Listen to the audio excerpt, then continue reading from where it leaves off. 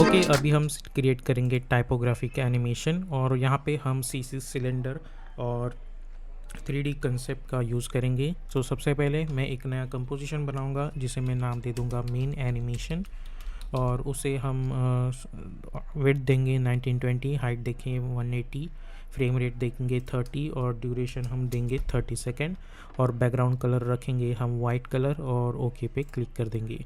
उसके बाद हम जाएंगे choose grid and guide option में और टाइटल सेक्शन पे क्लिक करेंगे और इसे कर देंगे फिट। अब सबसे पहले मैं कंट्रोल एंड फिर से प्रेस करूँगा और इसे नाम दे दूँगा साइड, और हाइट इसकी रखेंगे 180 और विड्थ भी रखेंगे 1080 और ड्यूरेशन 30 और बैकग्राउंड कलर वाइट कलर और ओके पे क्लिक कर देंगे। उसके बाद control Y for solid background layer और इसे लॉक कर देंगे।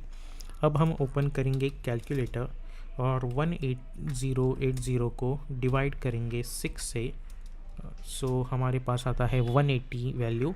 सो हम फिर से एक नया कंपोजिशन बनाएंगे जिसे हम नाम दे देंगे स्लाइड, और इसकी हाइट हम रखेंगे 180 और ओके पे क्लिक करेंगे। अब यहाँ पे हम कंट्रोल वाई प्रेस करेंगे ताकि एक सॉलिड बैकग्राउंड लेयर बन जाए। उसके बाद हम अपना रेक्टेंगल टूल सेलेक्ट करेंगे और ये जो फिल है उसे हटा के स्ट्रोक हम रखेंगे ब्लैक, और डबल क्लिक करके हम इस तरीके से रेक्टेंगल बनाएंगे और इसकी जो स्ट्रोक वैल्यू है वो कुछ इस तरीके से एडजस्ट करेंगे।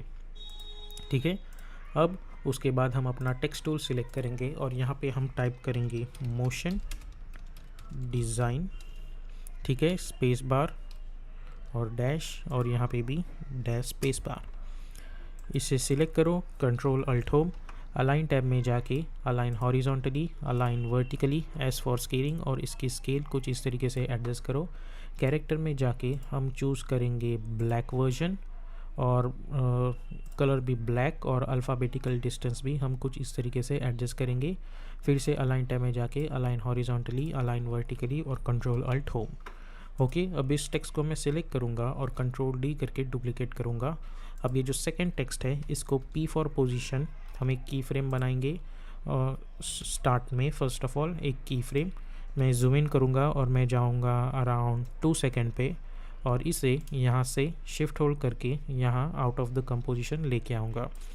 उसके बाद ये जो फर्स्ट लेयर है इसे सेकेंड लेयर से पेरेंट कर देंगे, और ये जो पोजीशन है उनको F9 पे क्लिक करके हम जाएंगे ग्राफ एडिटर में। इसे सिलेक्ट करो, शिफ्ट होल्ड करके इसे यहाँ पे लेके आओ और इसे यहाँ पे लेके आओ। ठीक है, तो अब जब मैं एनिमेशन देखता हूँ तो मुझे कुछ इस तरीके की चीज़ मिल जाएगी। अल्ट क्लिक करके हम यहाँ पे टाइप करेंगे लूप आउट एक्सप्रेशन। ओके, और अब जब हम ये एनिमेशन देखते हैं तो हमें ये कंटिन्यूसली एनिमेशन यहाँ पे दिख जाएगा। F4 प्रेस करके इन्हें हम मोशन ब्लर इनेबल कर देंगे। ठीक है, अब इस तरीके से हमें ये चीज़ मिल जाएगी। लेकिन अगर हम मोशन ब्लर इनेबल करेंगे तो आप देख सकते हैं कि यहाँ पे एक फ्लिकर चीज़ मिल जाएगी, तो वो हमें नहीं चाहिए, तो हम डिसेबल कर देते हैं, उसकी इतनी ज़रूरत नहीं है। उसके बाद हम जाएंगे साइड में और ये जो स्लाइड वाला कंपोजिशन है उसे यहाँ पे लाके रख देंगे और अलाइन टैब में जाके इसे अलाइन टॉप कर देंगे। उसके बाद आप अपना स्निपिंग टूल सेलेक्ट करो, या नहीं तो कंट्रोल डी और कंट्रोल होल्ड करके इसे प्रॉपरली यहाँ पे इसे स्नैप कर दो। Again control D, properly snap, again control D, इसे प्रॉपरली हम ऐसे एडजस्ट कर देंगे। ये लास्ट लेयर को आप अलाइन बॉटम भी कर सकते हो। तो अगर आप इसे देखें तो हमें इस तरीके की चीज़ मिल रही होगी। अब हमें first, third and fifth layer को मैं राइट क्लिक करके टाइम एंड चूज़ करूँगा टाइम रिवर्स लेयर्स, जिसकी मदद से होगा ये कि हमें इस तरीके की चीज़ रिवर्सेबल एनिमेशन मिल जाएगा। सिमिलरली मैं लूँगा अराउंड 5 फ्रेम्स का डिस्टेंस इन सभी में, और ओपन स्क्वायर ब्रैकेट की मदद से इन्हें इस तरीके से एडजस्ट कर दूँगा, एक के पीछे एक। ओके, इन सभी को सिलेक्ट करके स्टार्ट में लेके आओ यहाँ पे। तो अब मैं देखता हूँ तो इस तरीके से अल्टरनेट एनिमेशन मिल रहा होगा। अब ये जो फर्स्ट लेयर है इस पे मैं जाऊँगा स्टार्ट में, इफेक्ट एंड प्रीसेट्स में मैं अप्लाई करूँगा tint effect and double click to apply and swap this colour. अब इसी कलर को इसी इफेक्ट को कंट्रोल सी करके हम थर्ड पे पेस्ट कर देंगे एंड फिफ्थ पे भी पेस्ट कर देंगे। तो आप देख सकते हैं हमें इस तरीके की चीज़ यहाँ पे मिल रही होगी। अब मैं जाऊँगा मेन एनिमेशन में और कंट्रोल 0 प्रेस करके ये जो साइड वाला कंपोजिशन है उसे यहाँ पे लाके रख दूँगा S4 स्केलिंग, और उसकी स्केल कुछ इस तरीके से एडजस्ट कर दूँगा। अब कंट्रोल D करके हम डुप्लीकेट करेंगे और कंट्रोल होल्ड करके इसे प्रॉपर्ली यहाँ पे स्नैप करो। इसे कंट्रोल D करके प्रॉपर्ली यहाँ पे स्नैप करो, कंट्रोल D करके इसे यहाँ पे स्नैप करो, control D, snap it over here, select this, control D and snap it over here. Okay, अब उसके बाद मैं एनिमेशन कंपोज़र में जाके, चाहिए तो आप एंकर पॉइंट, ये जो मूवर है आप इसे भी यूज़ कर सकते हो, या फिर आप इसे सिलेक्ट करके हम पेन बिहाइंड टूल की मदद से कंट्रोल होल्ड करके एंकर पॉइंट इस यहाँ पे एडजस्ट करेंगे। इसका एंकर पॉइंट हम यहाँ पे एडजस्ट करेंगे, इसका एंकर पॉइंट मैं यहाँ पे एडजस्ट करूँगा, इसका एंकर पॉइंट में हम यहाँ पे एडजस्ट करूँगा, और इसका एंकर पॉइंट में यहाँ पे एडजस्ट करूँगा। और F4 प्रेस करके हम सभी लेयर्स को 3D में कन्वर्ट कर देंगे।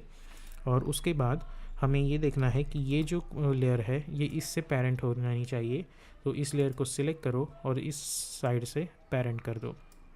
ओके, अब ये जो एक्टिव कैमरा है हम इसे चूज़ करेंगे कस्टम व्यू, जिसकी मदद से हमें इस तरीके का रिवील मिल जाएगा। अब इस लेयर को सिलेक्ट करूँगा मैं, R4 रोटेशन, हमें इसे रोटेट करना है -90 डिग्री पे, तो मैं यहाँ पे -90 टाइप करूँगा। अब ये -90 है तो ये वाली लेयर +90 हो जाएगी, सो R4 रोटेशन और इसे कर दो +90। सिमिलरली ये वाली layer R, we have to rotate it on Y axis, so इसे कर दो +90। अब ये +90 है तो ये वाली Y पे -90 हो जाएगी, तो R, इसे कर दो -90 ऑन Y एक्सिस। सिमिलरली ये जो लेयर है इसे भी R, इसे कर दो Y एक्सिस पे -90। ओके, और U कर दो, और इस लेयर को अब हम पेरेंटिंग हटा देंगे। उसके बाद मैं जाऊंगा लेफ़्ट व्यू में और राइट, सभी को सिलेक्ट करके मैं सबसे पहले इस तरीके से सेंटर में लाके रख दूंगा यहाँ पे। ठीक है, अब इसे कर देंगे हम एक्टिव कैमरा बाय डिफ़ॉल्ट। सभी को सिलेक्ट करके Ctrl+Shift+C और इसे मैं नाम दे दूंगा बॉक्स। अब उसके बाद मैं इस ऑप्शन पे इनेबल कर दूंगा और इसे भी 3D में कन्वर्ट कर दूंगा। अब R4 रोटेशन में प्रेस करता हूँ तो आप देख सकते हैं ये इस तरीके से रोटेट हो रहा है। ओके, अब इसके बाद हमें एडजस्ट करना है राइट क्लिक, न्यू और एक कैमरा, और उस कैमरा का एंगल ऑफ व्यू मैं फ़िलहाल के लिए 39 रख देता हूँ और ओके पे क्लिक कर दूँगा। अब मैं चूज़ करूँगा 2 व्यूज़, और इस वाले में हम चूज़ करेंगे अराउंड कुछ यही चूज़ करते हैं, Ctrl+D करके डुप्लीकेट, और इसे यहाँ पे लेके आऊँगा और इसे कुछ इस तरीके से एडजस्ट करेंगे। Ctrl+D टू डुप्लीकेट, इसे यहाँ पे लेके आओ, इसे नीचे लेके आओ, Ctrl+D टू डुप्लीकेट, इसे पीछे लेके आओ,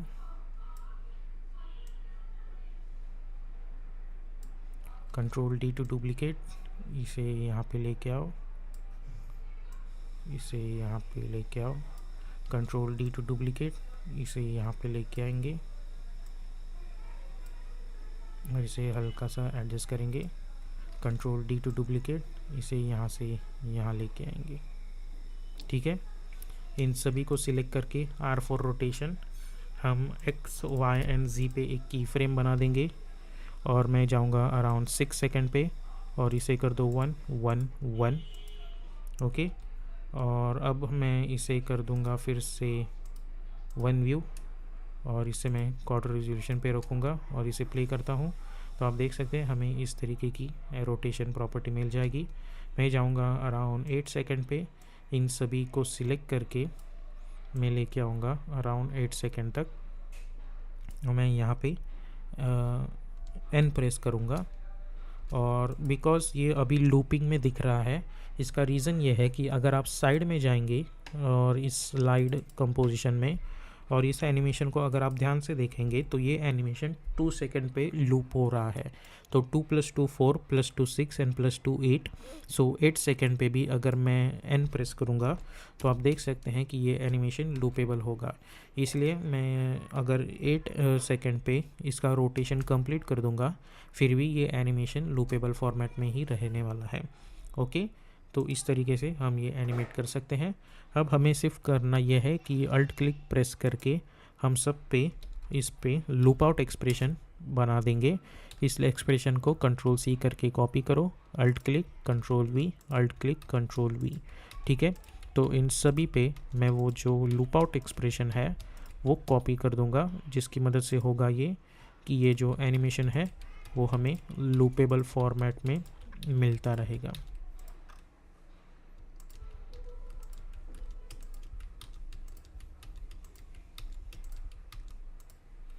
ओके, तो आप देख सकते हैं इसके बाद भी ये लूपेबल फॉर्मेट में मिलता रहेगा।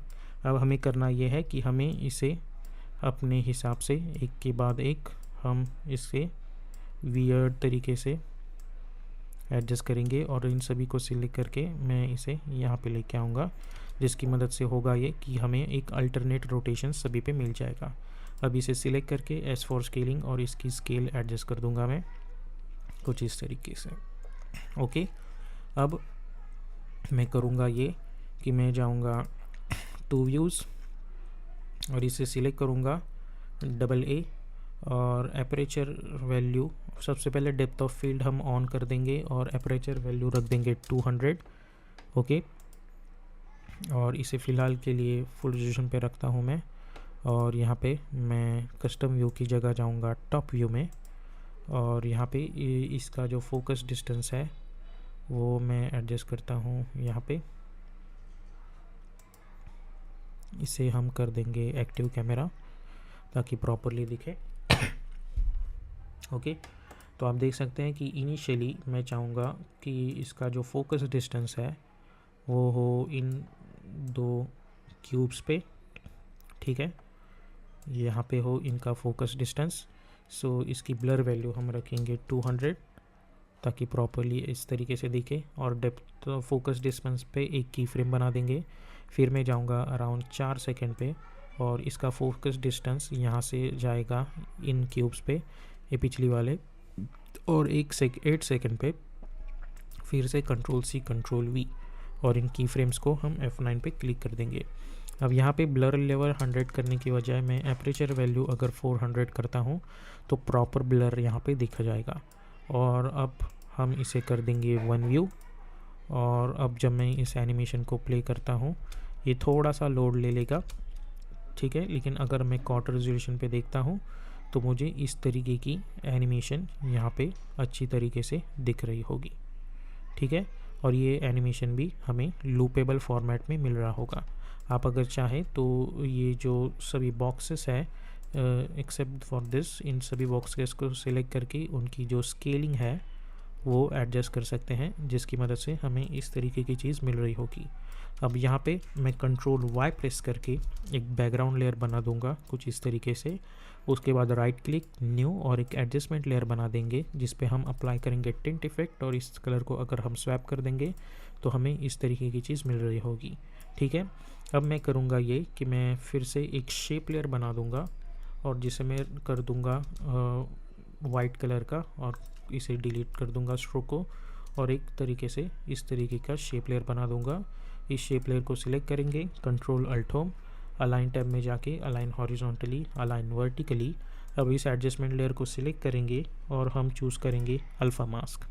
ठीक है, अब इस लेयर को सिलेक्ट करो, S for scaling, initial scale कर देंगे हम 0 और एक की फ्रेम बना देंगे। 8 सेकेंड पे मैं इसकी साइज़ इतनी बढ़ा दूंगा कि ये पूरी एडजस्टमेंट लेयर कवर कर देगा, जिसकी मदद से ये जो वाइट कलर बैकग्राउंड का एनिमेशन था वो हो जाएगा इस तरीके से। अब इसी टाइम पे इन दोनों लेयर्स को सिलेक्ट करके कंट्रोल डी करके डुप्लीकेट और ओपन स्क्वायर ब्रैकेट की मदद से इन दोनों को यहाँ पे लेके आएंगे और यू प्रेस करूँगा तो आप देखेंगे कि इस पॉइंट पे ये फिर से एनिमेशन वैसे ही दिखेगा। तो जिसकी मदद से होगा ये कि ये एनिमेशन जो है वो हमें एक लूपेबल फॉर्मेट में मिल जाएगा।